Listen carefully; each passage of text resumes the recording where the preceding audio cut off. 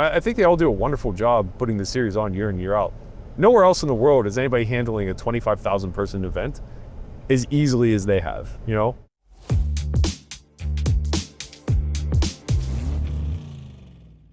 What's up, 888 Ride peeps? How are you? We've got another one in for you.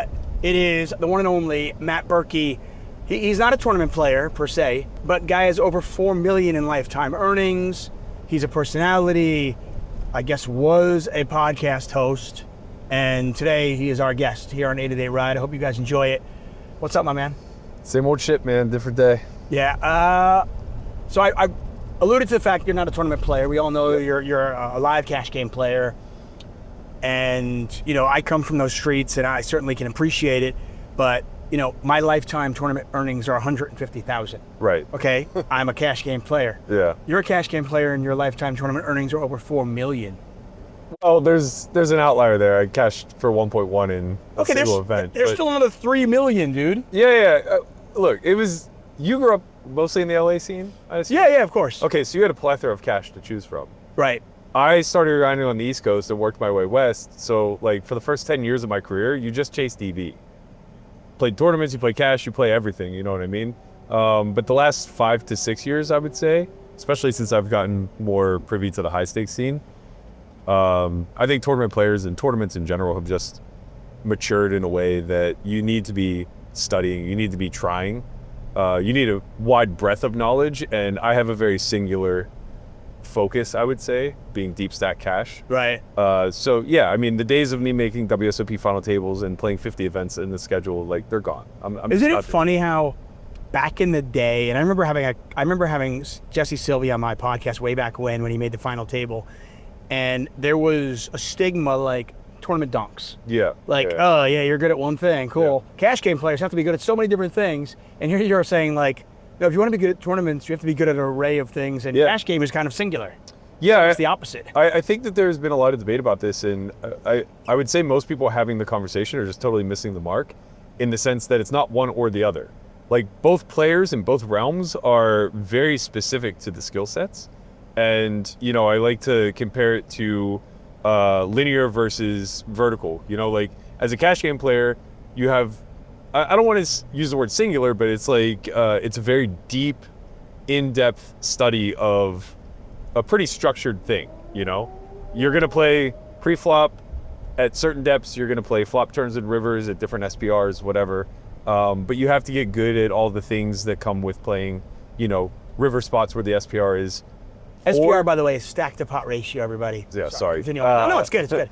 But, you know, where you're like 4 pots deep versus like 40 pots deep. Yeah, totally. And that's a big difference. But I guess in a cash game, though, for the most part, obviously you get some variation, but for the most part, you know, we're somewhere between 80 big blinds and 450 big blinds deep. You know, you're not dealing with like, oh, there's a 22 big blind stack. Correct. There's a 60 big blind stack. Oh, there's a pay jump. Yeah, and I think all this shows in like when the Squid Game format came out, because it creates a bit of a tournament dynamic. There's a lot of varying stacks. People go broke, they rebuy for the minimum. And to be quite frank, cash game players, at least early on, were awful at adjusting to Squid. And with tournament players, it's not that they're not great poker players, they absolutely are, but they have a breadth of knowledge. They know what to do off of 5 blinds, 10 blinds, 12 blinds, and the varying different formations that can accumulate at any juncture, right? For us, it's just like very static, but there's a lot of options. Right. The tree really branches at depth. I mean, I've always pointed that out in like the main event, where I'm like, you know, I feel like cash game players have a distinct advantage. Maybe an advantage isn't the right word, but you know, they're in their comfort zone days 1, 2, and 3. Yeah. And then by the time, if you do make it, you know, if you get past the landmines and you make it in day 4 and day 5, where the average stack is 35, 40 big blinds, suddenly, if you're not well versed in that, you suddenly are taking the worst of it. Well, especially if you believe in the ICM model at all. You know, like, you could still be playing like really good poker at 50 bigs effective, as a cash game guy, but you could be torching it according to the model, you know. Yeah, absolutely. And I don't want to waste my time learning. No. We can go down that. Listen, I mean, we can go down that rabbit hole. I know that for sure. Yeah. You and I have had many conversations. I've had you on my other podcast called Under the Gun, where we got into it deep. And to this day, by the way, you know, and I had over 200 podcasts. One of my favorite ones. Oh, because you were just so real, and you laid it out there, and that was one of my first ones. Yeah. Well, I feel like your story is, it's so poignant and so honest, you know, and I just think of like how you grew up and all the tough times you had to go through and the adversity you had to overcome to achieve what you've achieved. It is pretty amazing. Thank you. But anyway, I digress. I wanted to move on here. So there was a point though, like 2010, you made a deep run in the main event. Yep. Like mid 2000s, you win an ARIA super high roller. There was a point where it looked like you might be the next great tournament guy.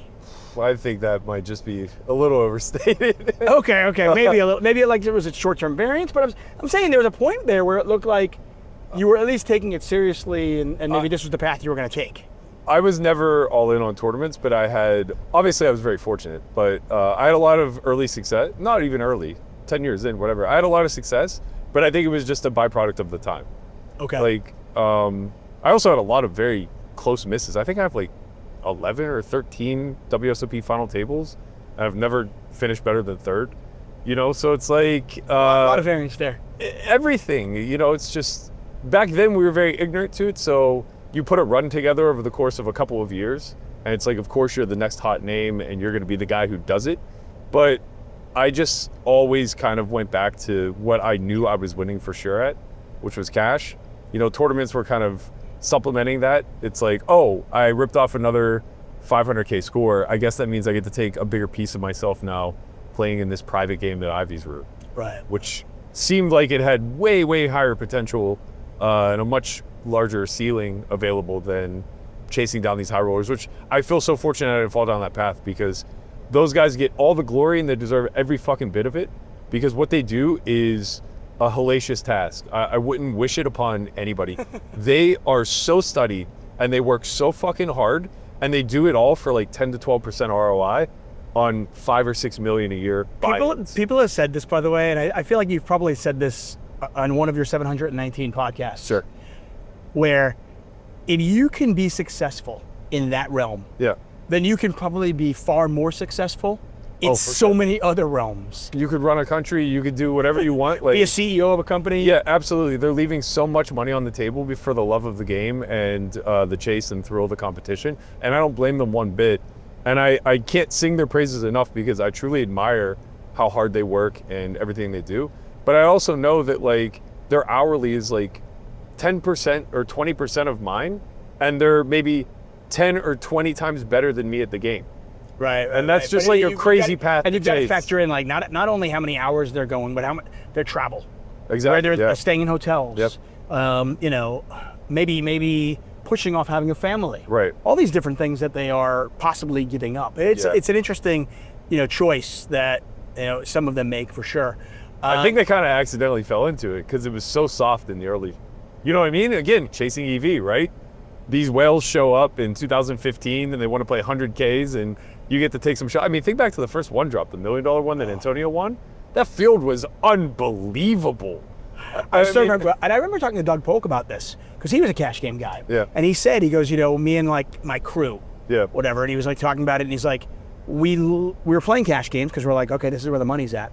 And then they looked at tournaments, and this is probably around the same time. Yeah, 2015. Yep. And they were like, okay, there's a lot of EV here. For sure. We've got to go after it. Yeah. And that, from what he said, that's what kind of like spurred him on to like, okay, this is where we're going now. Yeah. Yeah, and it makes a lot of sense, and it also makes sense that it fell off quickly because the structures, they promote variance. The same thing with like Squid. I've had insane success at Squid. Right. But within the next year and a half, it'll be a dead game. You know, the variance. By the way, so people high. who have no idea what you're talking about, Right. Squid, explain that. So Squid Game is a derivative of the stand-up game. The stand-up game was just a penalty for nits, basically. So everybody has to win a pot. It's like musical chairs. The last person to win the pot pays the penalty to each Right. player. So theoretically, the biggest nit is Right. going to have to pay a little bit of a penalty. Yeah, Squid was a derivative thereof, where for every pot you won, you got a bounty. And then they paid multiples on it. So it got even bigger and bigger. And with every additional penalty that is accrued, more variance is added to the game because you're just more willing to be all in. 100 big blinds, 200 big blinds, 300 big blinds, I'm all in. Doesn't matter. Well, because I'm either going to lose 30 big blinds here by folding, Right. or I can gamble my 100 big blinds Exactly. and maybe I win. Exactly. And, You know, and I'm equity sure on the from a shove. mathematical point of view, there's probably like a way to quantify it, a way to kind of solve it. It's hard to model, but yeah, I mean, the fact is there are just like junctures in the game where like any two can just be all in for like a pretty high threshold of big blinds. And the more that gets figured out, the more variance there is in the game, the less edge there can be, you know? Right, but I know. Listen, I know the recreational players, especially the ones with a lot Oh, of money, dude. they love it. Bill, of course. you're throwing variance into the game, and Yeah. I imagine for them, they're thinking, well, this is my best chance of winning. Yeah, for sure. For sure. Well, the things that they do that are so bad in a normal structure become good. You know? Like, oh, I want to play any two cards every single hand. It's And like, it's well, actually guess correct. what? We have a great game for you. This is actually correct. Well, I mean, listen, if Brian Ratz did this many years ago, and he said to me, he goes, listen, I didn't get into poker to play chess. Right. So, Right. That's a and I smart always way of, remember yeah. I always like to say whenever people criticize a hand or whatever, it's like, well, we walked in, it said casino. You know, that big sign, you're allowed to gamble. Yeah, exactly. And as long as I'm gambling my money, Right. I'll gamble my money. Yeah, right? yeah, for You're sure. putting me in, you can tell me what to do. Right.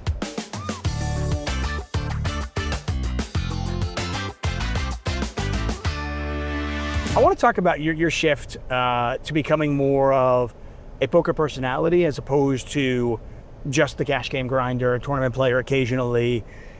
You know, I've been fortunate enough to have you by my side doing commentary.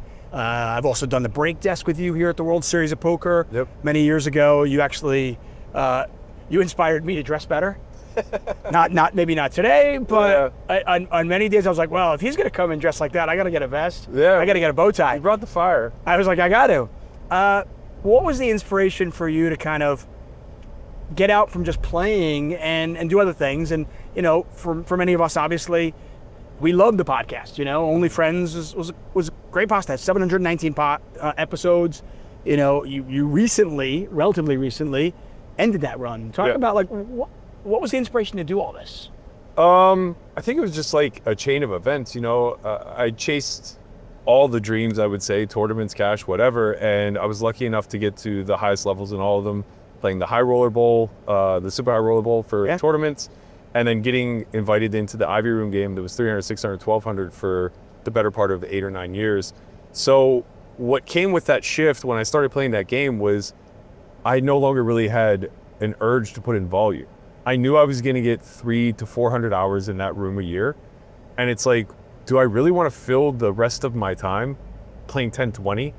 Right. You know, it's like I have 30% of myself in 300, 600, 1200. So I'm effectively playing like 200, 400 on my own dime. Maybe even slightly bigger with the way the game played. Yeah. Do I want to then step down to 10-20 for 1,500 hours a year? Or do I want to... And could you even play it? I think I could. Like, I enjoy the game that much, and you know. And would you be a fish though in that game? I mean, I'm saying in the sense that like once you're playing, Some would argue I'm a fish in every game. No, but fair enough. I would give a lot of action, yes. I guess that's You're my point, right? I'm like, you know, you're playing for 5 figures, 6 figures, Right. you know, and then you're like, you know, you grind it out a $7,000 win. You're like, Yeah. what am I doing here? It might have helped though, because like I like to give action anyway, so it helps you like find the nooks and crannies where it's okay to give too much action and not okay.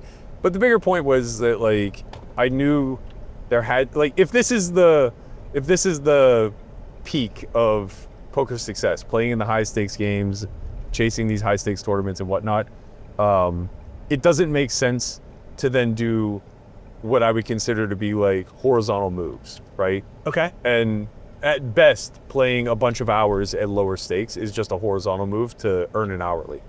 So I was just, you know, trying to find ways to fill my hour and in a manner where I enjoyed it and I felt like I could offer some value to some people within the community. I had no intention of becoming a personality. It's, you know, so many things had to happen, right? Like I had to have a success on a big stage. I had to decide to start a training company. Yeah. Solve for why? Yeah, Doug had to decide to do the exact same thing at the exact same time, right? Because like truly, I mean, I say it in jest because we became very quick rivals. But had he not taken to that stage and not decided that his marketing tactic was just going to be Trashed. yeah, to butt heads with everybody else in the space, Everybody. then I probably would have been way less vocal on all the platforms and did way less promotion because I'm not comfortable with it. I don't enjoy it. And, in hindsight, I think I probably could have steered things in a totally different direction than where I landed now. But I don't regret it. I really love doing the pod. Well, I respect that, by the way. I mean, listen, you and I have butted heads in the past, and I respect you in the sense that you're an opinionated guy. You're not afraid to say it the way you see it. Yeah. And I've also seen you kind of be like, I was wrong. Yeah. That's that. Well, I mean, if you're gonna respect that. If you're gonna have a strong stance, you have to be able to walk it back whenever. In theory, yes, but Yeah. how many people do we know don't? That's fair. Yeah, and I mean, even like, so what I really learned through the podcast that maybe I was a little naive to just being on Twitter, which is ironic because I find myself in fights there all the time. But what I really learned is that what you mean and what people hear are not the same thing. Like, for instance, the small disagreement you and I had where I was criticizing poker commentary, I was talking about Bally the whole time without mentioning them. Right. But it was interpreted as everybody that's not Nick Schulman. And that's totally fair from the listener's point of view. Right. It wasn't my intent, and there wasn't really a way I could make it clear what my intention was without throwing somebody under the bus, So I just kind of took it on the chin. And it was like, okay, well, I still believe in my stance that good commentary drives a stream more than table talk or bad commentary, for instance. Right. So I kind of just like tried to pivot as best I could without. It's difficult. Listen, I try to teach my kid this. Yeah. And, we've all learned this the hard way. It is very easy to misconstrue a text. Oh, for sure. Like, don't try sarcasm in a text. It just does not go over well. Yeah. I've tried it many, many times. Don't do it. Yeah. Or just make the mistake yourself. But yeah, I mean, like Twitter or Instagram or whatever, a lot of times you're just screaming into this black hole. Of course. And somebody will hear whatever. It's almost like the game of telephone. They're going to hear whatever they want to hear. And even on the podcast where it's longer form and you have a chance to explain yourself, if you're not saying the thing that needs to be said out loud, then of course it's going to be up for interpretation. And even if you are saying it, the other person might not hear it that way anyway. That's true too. There's nothing. That's true too. If the focal point is like commentary, So we're good now. We were always good. That's good. Okay. So the only reason, listen, we're not even recording this. Oh, sure. This is just, I just wanted to hang out with you. Okay, that's fine. Okay.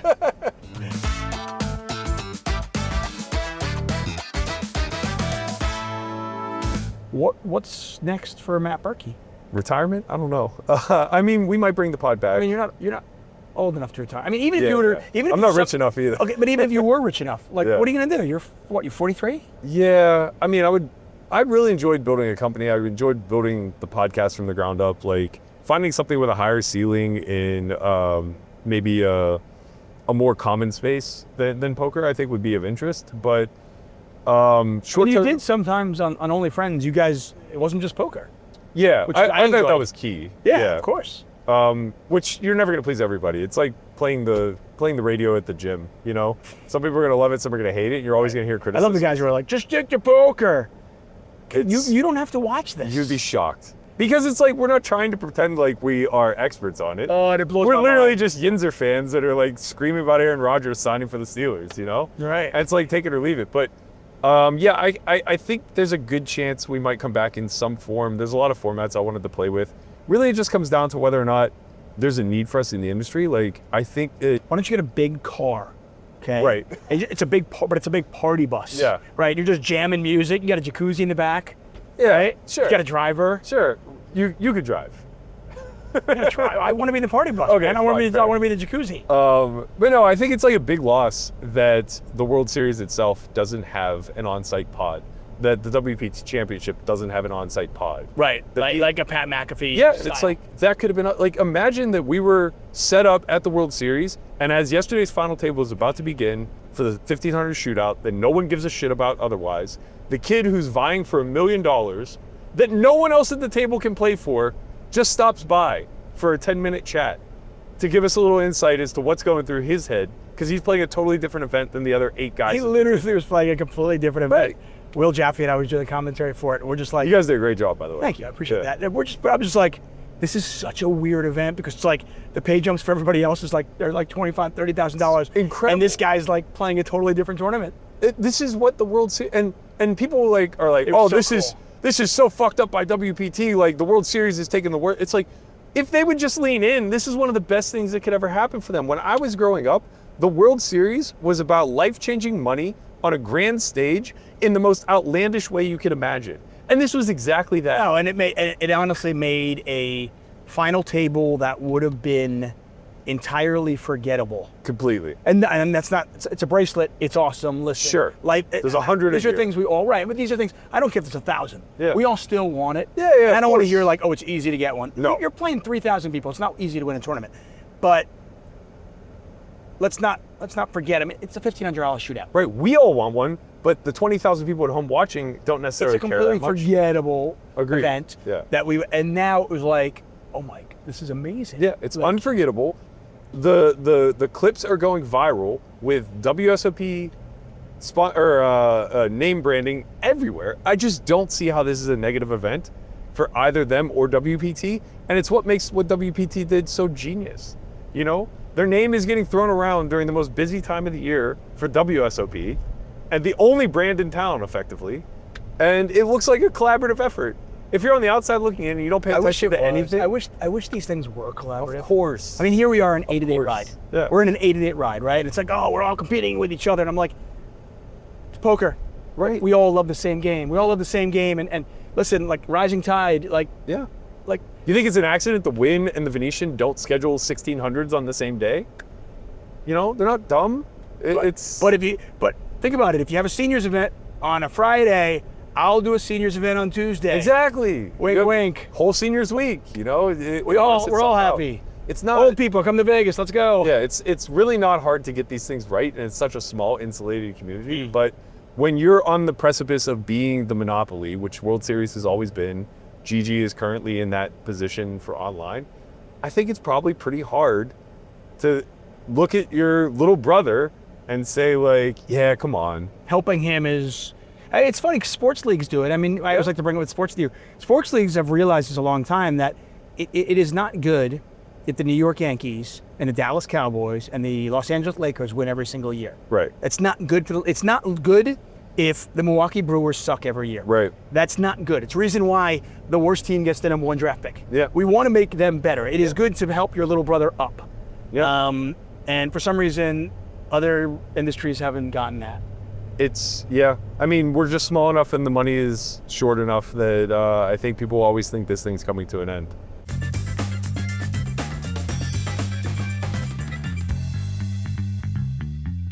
Question for you. Yep. If I were to make you just the dictator of poker Okay. and the World Series of Poker, Yes. what changes would you make? You have unilateral control. Ooh. What changes would you make? Oh man, there would probably be a lot on the micro level. Give me a couple of big ones. The big ones I think I would change would be a bigger focus on the players. I think right now, the way the World Series has been built over the last few decades, it's been a big focus on brand. And that was right for a time, but with the explosion and everything, they lost that charm of the early 2010s. Or even like the early 2000s, like during the Moneymaker. I like how you bring up 2010 because you're UNT with the main event. Well, 2010s as a whole. Thing was yeah. very good in 2010. 2010 was a great year. No, but like, it really was a turning point right around Black Friday, right? Like when they lost all the online sponsorship money, so too went the TV rights and a lot of that audience. 2003 to 2009, 2010-ish were kind of premier years. Figuring out a way to get some of that back, especially with the way the internet's exploded and live streams and stuff like that, taking things off the paywall. Not that PokerGo hasn't been amazing for the game itself, but sticking the main event and other events behind the paywall, I think, are a net negative. That would be where I would start. Obviously, some player accommodation stuff when it comes to like food, rooms, things like that. I think you want to make it as easy as possible, not difficult for people. But you know, for what it's worth, like Jack and everybody involved, I think, do amazing Jack jobs. Yeah, I think they all do a wonderful job putting the series on year in, year out. Nowhere else in the world is anybody handling a 25,000 person event as easily as they have, you know? No, right. And literally hundreds of thousands of people coming to play. And yeah, there's going to be complaints, but yeah. You know, the one thing I would do What? is I would either license out or build my own dealer schools and ensure more proper training for the people coming, because this is a predictable problem. We know we're going to need, you know, a few thousand dealers every year. Every year you could have a World Series of Poker school April of each year. I would partner with as many people as possible. And you could actually guarantee them, like, if you come to the school, we will have a job for you. Yeah, and like pay their tuition, whatever it costs. You know what I mean? Just ensure that. Or maybe subsidize something. Something where there's a higher level of quality, especially with like the way the cheating mechanics have started to kind of creep their way into live. You know, maybe it's like 0.1% that's happening, but like, Right, but hey, it's not zero. you want to nip it in the bud before it. Yeah. You know, anytime there's a lot of money involved. Hey, listen, man, I want to thank you so much.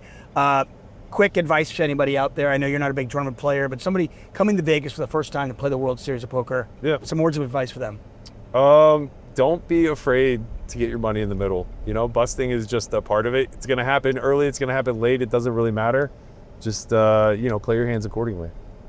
Okay, hey, listen, I know you don't play a lot of tournaments, but I have to imagine you're playing the main event, right? I'll be in the main, yeah. Okay, hey, give it your all. I'm rooting for you. And I'm glad we don't hate each other anymore. My favorite. I'm a little miffed to find out we once did. No, but my favorite one was ever when you and I were like going at it on Twitter or X, whatever the fuck you want to call it. And somebody who's working with you, I forget which one, maybe it was Nikki or somebody else, were like, come on, girls, let's go. Can't we get along? Yeah. And I was like, we're good. Don't worry. It's not. Hey, Matt Berkey, guys. Obviously, you've seen him on OnlyFriends. Hopefully, we'll get you back somewhere because I think you're too good for poker not to be in it. Thanks, man. Hey, thank you so Good much. seeing you. Appreciate it, buddy. Anytime.